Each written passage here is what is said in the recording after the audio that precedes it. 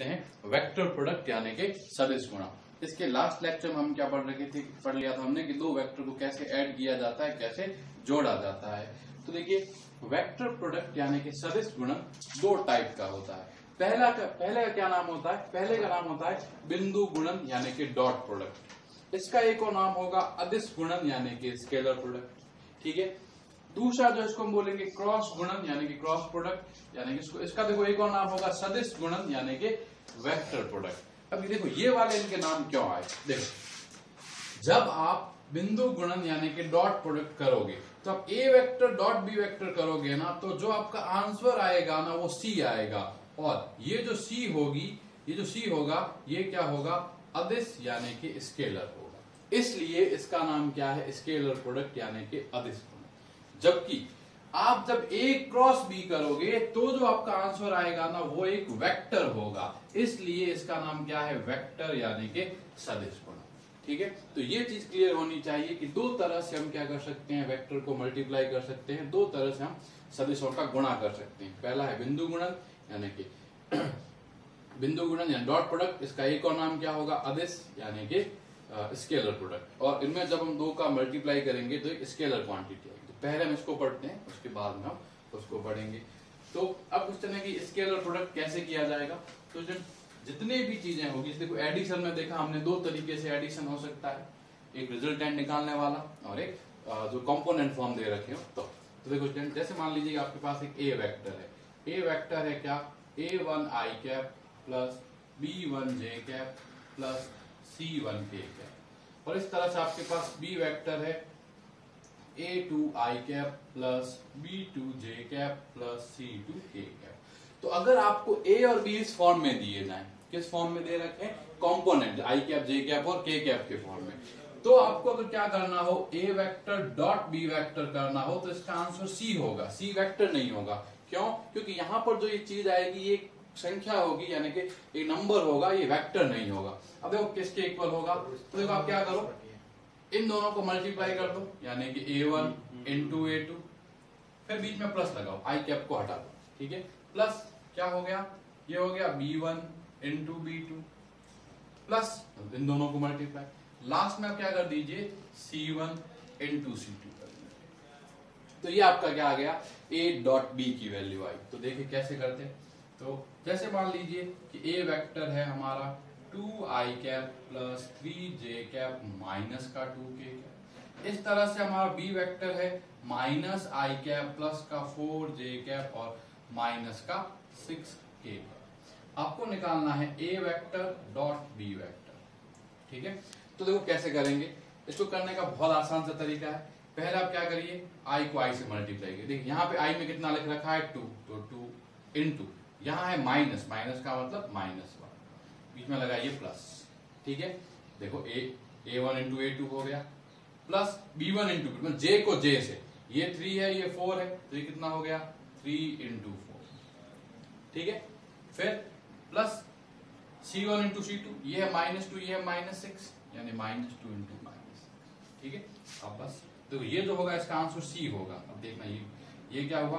-2 plus 12 plus 12। ठीक है।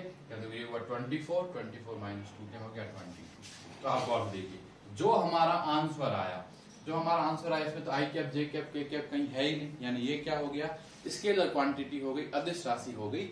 इसीलिए इसको हम क्या कहते हैं? स्केलर प्रोडक्ट कहते हैं, यानी कि अदिश गुणन कहते हैं। तो बहुत आसान है कि हम क्या करेंगे, आई को आई से, जे को जे से और के को के से मल्टीप्लाई करेंगे, लेकिन आई जे के को नहीं लिखेंगे, और जो भी नंबर्स होगा उनको आपस में फाइनली क्या कर देंगे, ऐड कर देंगे, तो हमारा आंसर आ जाएगा। तो अगर आपको आई कैप जे कैप और के कैप की टर्म में दे रखा है तो ऐसे करेंगे। लेकिन अब एक और तरीके से वेक्टर को रिप्रेजेंट किया जाता है। वो रिप्रेजेंटेशन कैसे होता है? देखिए अगर आपके पास इस तरह से हो कि एक वेक्टर है आपके पास ए वेक्टर, और ए वेक्टर का मैग्नीट्यूड कितना है? ए। यहां पर हमारे पास है एक बी वेक्टर, और बी वेक्टर का मैग्नीट्यूड कितना है? बी। ठीक है। अब ये वाला जो यहां से जो एंगल है ना, ये कितना है? थीटा। ठीक है। यानी कि आपको बोल रखा है कि दो वेक्टर हैं, एक ए है, इसका मैग्नीट्यूड यानी कि आपको मापांक पता है, एक है बी, इसका मैग्नीट्यूड यानी इसका मापांक पता है, और दोनों के बीच का जो एंगल, दोनों के बीच जो कोण है वो हमें क्या दे रखा है? थीटा।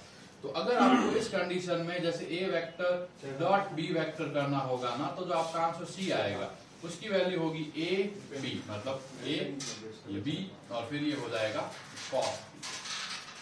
तो ये क्या हो जाएगा, a into B into cos theta के इक्वल हो जाएगा। अब देखो जैसे ये कैसे, इसका भी एक एग्जांपल ले लेते हैं। आपको जो है a वेक्टर का जो मॉड दे रखा है वो लेट से 5 दे रखा है, b वेक्टर का जो मॉड है वो आपको जो है 4 दे रखा है, और आपको बोल दिया कि दोनों के बीच का जो एंगल है वो कितना है 60 डिग्री। ठीक है, अब आपको बताना है कि a vector dot B vector किसके इक्वल होगा। ठीक है, तो a vector dot B vector कैसे निकालेंगे, मॉड ऑफ a कितना है हमारा 5, मॉड ऑफ a 5, b मतलब मॉड ऑफ b कितना है 4, और ये क्या हो जाएगा cos 60 डिग्री। ये कितना हो गया 20 इंटू 1/2, यानी इसका आंसर किसके इक्वल आ गया 10 के इक्वल आ गया। तो सम मैनेजमेंट अगर आपको घटकों में यानी कि कंपोनेंट आई जे के दे रखा है तो किस तरह से करते हैं, और अगर आपको मॉड और उन दोनों के बीच का एंगल दिया जाए तो हम किस तरह से करते हैं, तो ये चीज हमें समझ में आनी चाहिए। ये हमारा क्या हुआ, एक तरह से स्केलर प्रोडक्ट हो गया दो वेक्टर्स का। अब यहाँ पे कुछ रिजल्ट जो है वो बहुत इंपॉर्टेंट है। देखो वो रिजल्ट इंपॉर्टेंट क्या है, बहुत से देखिए कि देखिए जब आपका a डॉट बी बराबर c है और ये क्या होता है a b cos थीटा, तो अगर ठीक है अगर हमारा a वेक्टर जो है ना वो परपेंडिकुलर होगा b वेक्टर के, यानी कि a सदिश b सदिश के क्या होगा लंबवत होगा। गौर सुनना कि जब भी a और b परपेंडिकुलर होंगे यानी इसका मतलब है कि a इस तरफ है और b इस तरफ है। अब देखो इनके बीच में एंगल कितना है 90 डिग्री, तो 90 डिग्री जब होंगे ना तब आपका a vector dot b vector ये क्या हो जाएगा a b इंटू कॉस 90, और कॉस 90 की वैल्यू क्या हो गई 0 हो गई। तो स्टूडेंट यहाँ ये चीज नोट करने वाली है, ये चीज हमें क्या नोट करनी है कि अगर कोई भी दो वेक्टर, अगर कोई भी दो सदिश एक दूसरे के परपेंडिकुलर यानी के लंबवत होते हैं, अगर कोई भी दो वेक्टर एक दूसरे के परपेंडिकुलर यानी के लंबवत होते हैं तो उनका जो डॉट प्रोडक्ट है, तो उनका जो बिंदु गुणन है वो क्या होता है 0 होता है। ठीक है, और इसका उल्टा भी सही है कि अगर a डॉट बी 0 होगा तो इसका मतलब है कि a जो है वो b के परपेंडिकुलर है यानी कि लंबवत है। ठीक है, दोनों बातें एक दूसरे के लिए कही जा सकती है। क्या कि अगर a वेक्टर परपेंडिकुलर है b वेक्टर के, तो ऐसी कंडीशन में हमारा a vector dot b vector क्या होगा 0 होगा, और a vector dot b vector 0 है तो a और b क्या होंगे दोनों एक दूसरे के परपेंडिकुलर। ठीक है, ये एक शर्त जो है हमें क्या करनी है याद रखनी है। इसके बाद ये हमारा क्या हो गया बिंदु गुणन हो गया यानी कि डॉट प्रोडक्ट हो गया। अब हम देखते हैं कि किस तरह से जो है दो वेक्टर्स का हम क्या करते हैं क्रॉस प्रोडक्ट करते हैं, यानी कि हम क्या करते हैं उनका सदिश गुणा करते हैं। तो उसका एक मेथड जो है पहले देखिए। ठीक है, अब हमें क्या देखना है आगे कि वेक्टर प्रोडक्ट, ठीक है, यानी कि सदिश गुणन। या इसका एक और नाम क्या होगा, इसका नाम होगा क्रॉस प्रोडक्ट। ठीक है, यानी कि क्रॉस प्रोडक्ट। इसमें जो है ये इसको ऐसे लिखा जाएगा a vector cross b vector. ठीक है, अब जब पहले जो है हम इसमें देखते हैं कि a vector cross b vector उस केस में कैसे करते हैं जब हमें ये इस तरह वाली कंडीशन दी जाए। जैसे ये a वेक्टर है, इसका मॉड है a, ये आपका क्या है b वेक्टर है, इसका मॉड है b, और अगर ये यहाँ का एंगल थीटा। ठीक है, तो देखो दो केस होते हैं हमेशा वेक्टर में, एक बार तो मैग्नीट्यूड और एंगल दिया जाए मतलब परिमाण और कोण दिया जाए, और दूसरा केस क्या होता है कि कंपोनेंट दिए जाए। तो यहाँ पे हमें क्या दे रखा है मैग्नीट्यूड और एंगल दे रखा है। तो अगर हम इस कंडीशन को देखेंगे कि मैग्नीट्यूड और एंगल के टर्म में, तो जो a vector cross b vector है हम इसका सिर्फ मैग्नीट्यूड देख रहे हैं कि इसकी वैल्यू कितनी होगी, हम इसकी डायरेक्शन नहीं देख रहे। तो इसकी डायरेक्शन देखो इसका मैग्नीट्यूड की वैल्यू होती है a into B into sine theta. ठीक है, इधर से बात याद रखेंगे कि a into B into sine theta जो है वो क्या होता है a vector cross b vector का मैग्नीट्यूड होता है। और देखो इसका आंसर तो जो है वेक्टर होना चाहिए, लेकिन अभी हम सिर्फ मैग्नीट्यूड देख रहे हैं, डायरेक्शन निकालने का जो तरीका है वो हम बाद में देखेंगे। ठीक है, तो फिर से देखिए जैसे क्वेश्चन अगर आपको दे रखा है कि a वेक्टर का जो मैग्नीट्यूड है वो है 4, b वेक्टर का जो मैग्नीट्यूड है वो है 3, और आपको थीटा दे रखा है 30 डिग्री। आपको पूछा गया है कि a vector cross b vector का मैग्नीट्यूड कितना होगा, तो आप क्या बोलोगे ए बी और साइन 30 डिग्री। तो ये कितना आ गया 12 इंटू 1/2, यानी आपका आंसर कितना आ जाएगा 6 आ जाएगा। ठीक है, तो ऐसे हम क्या करते हैं कि हम ए क्रॉस बी की वैल्यू को फाइंड करते हैं। ठीक है, अब नेक्स्ट हम देखते हैं कि कंपोनेंट वाइज कैसे किया जाता है। ठीक है, तो जब इस चीज को आप बहुत गौर समझेंगे, थोड़ा सा क्या है कि मुश्किल होता है ये। ठीक है, तो देखो जैसे मान लीजिए कि ए वेक्टर आपको इसकी value they the a1 i cap plus b1 j cap plus c1 k cap. इस तरह से आपको बी वेक्टर की value they the a2 i cap plus b2 j cap plus c2 k cap. ठीक है, और आपको बोला गया कि आपको क्या फाइंड करना है, a vector cross b vector. तो आप पहले क्या करिए, एक ऐसे दो लाइन एक दूसरे के पैरेलल इस तरह से लंबी तरह से खींच दीजिए। अब देखना कैसे करना है आप चीजों को। और से सबसे पहले क्या करिए, फर्स्ट लाइन में लिख दीजिए आई कैप जे कैप और के कैप। ठीक है, आई कैप जे कैप के कैप लिख दीजिए कैप में। अब आप क्या करो कि देखो पहले क्या है, पहले ए है या बी, तो पहले ए है ना, तो देखो ए का आई कितना है a1, ए के लिए जे कितना है b1 और ए के लिए के कितना है c1। तो पहली लाइन में अगर a है तो a1 b1 c1 रखना होगा। अगर पहले b क्रॉस a करते तो पहले अपन क्या रख देते, a2 b2 c2 रख देते।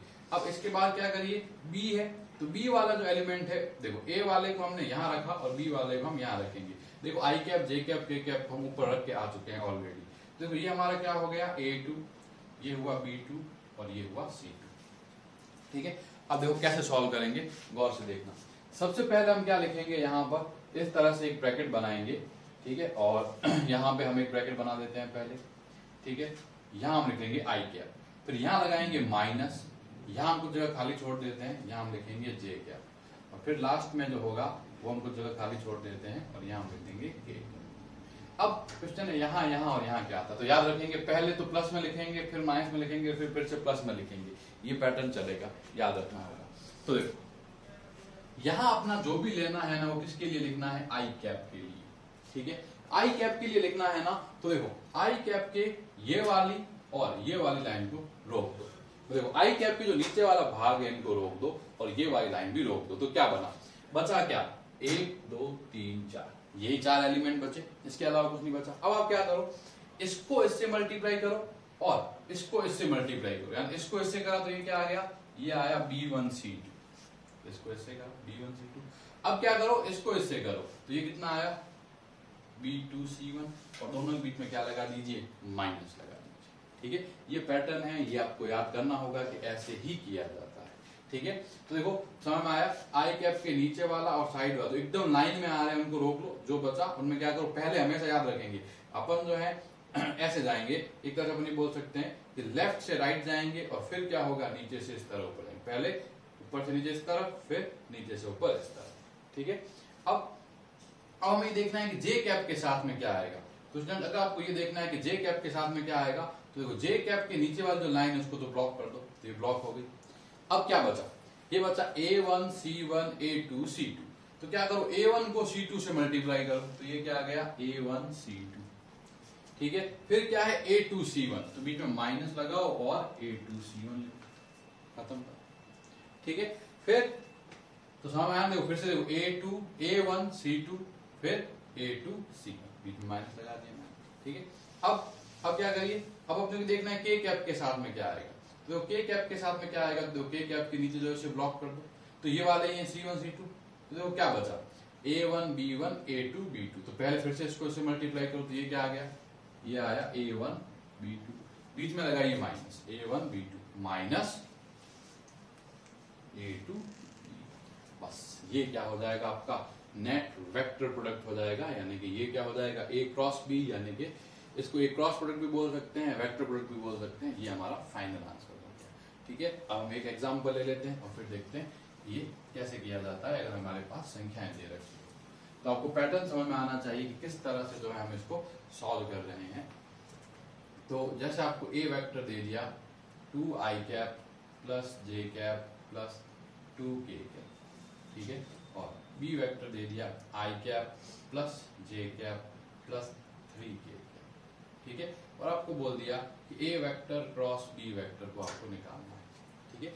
तो ए वेक्टर क्रॉस बी वेक्टर निकालने के लिए हम क्या करेंगे, पहले इस तरह लाइन बनाएंगे, यहाँ लिख दीजिए आई कैप, यहाँ लिख दीजिए जे कैप, यहाँ लिखिए के कैप। अब देखो पहले क्या है ए के साथ क्या है 2, यहाँ क्या है 1 और 2, तो देखो ये हुआ 2 1 2, कोई दिक्कत नहीं।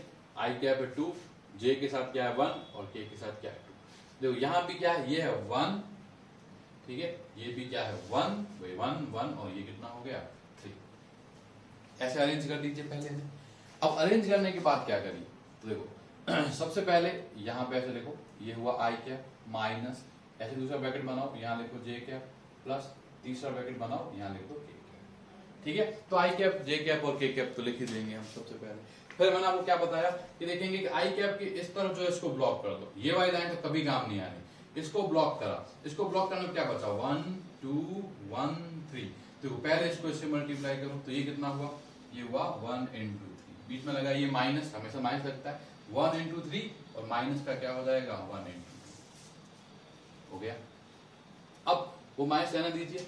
अब आगे देखो ये हो गया यहाँ तक कंप्लीट। अब हमें देखना है यहाँ क्या आएगा, तो देखो जे के जो नीचे की तरफ है उसको ब्लॉक कर दो, तो ये 1 1 को ब्लॉक हुआ, तो क्या बचा 2 2 1 3, तो 2 into 3 और माइनस का क्या हो जाएगा 1 into 2, तो देखो ये क्या हो जाएगा 2 into 3 2 into 3, और इसको हमेशा माइनस करते हैं इस तरफ जाएंगे, तो ये क्या हो जाएगा 1 into 2। यहाँ तक कोई दिक्कत नहीं होगी, ठीक है। अब देखो अब लास्ट में देखना है के वाले ब्रैकेट में क्या आएगा, तो देखो के नीचे वाले को ब्लॉक कर दो, ये क्या बना 2 1 1 1, तो 2 को इससे मल्टीप्लाई करो और 1 को इससे मल्टीप्लाई करो, तो देखो ये क्या बना, हमने जब ऐसे आए तो ये क्या बना 2 into 1 माइनस 1 को इस 1 से मल्टीप्लाई कर दो, तो ये क्या हो गया 1 into 1। तो देखिए ये हुआ 3 minus 2 आई कैप, अब बस सॉल्व करना है, माइनस का 6 minus 2 जे कैप और प्लस का 2 minus 1, क्या हो गया के कैप। तो देखो जिस आपका जो आंसर आया वो क्या है 3 minus 2 कितना हो जाएगा 1, तो ये क्या हो गया 1 आई कैप माइनस 4 जे कैप और प्लस 1 के कैप। तो देखो स्टूडेंट्स अब की बार जो हमारा मल्टीप्लाई करने पे जो आंसर आ रहा है ना, वो क्या आ रहा है, एक वेक्टर क्वांटिटी आ रही है, एक सदिश संख्या आ रही है, सदिश राशि आ रही है।